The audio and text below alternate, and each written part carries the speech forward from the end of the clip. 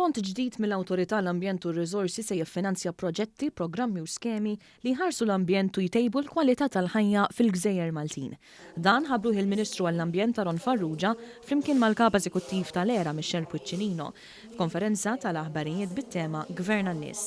L-iskema bl-isem BELLUS se tappoġġja proġetti ambjentali illi jipproteġu, jirrestawraw u jtejbu l-ambjent.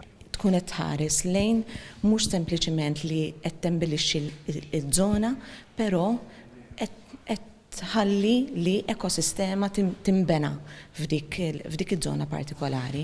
Jiġifieri inkunu qegħdin nħarsu lejn it-tip ta' landscaping li jkun qiegħed jintuża, ġifieri s-siġar magħżula għal dik iż-żona. Il-proġetti għandhom jimxu wkoll ma' temi stabbiliti bħal l-infrastruttura ħadra u blu, il-ħolqien ta' ġonna jew spazji pubbliċi, l-afforestazzjoni, it-tneħħija ta' speċi aljeni invażivi u restawr ta' żoni sensittivi viċin żoni urbani.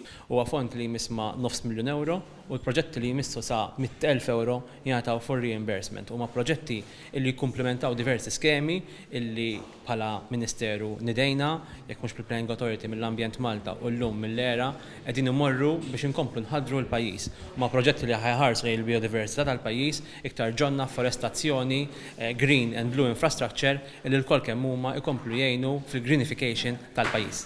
L-ERA se tieħu ħsieb illi tgħaddi l-informazzjoni lill-entitajiet interessati.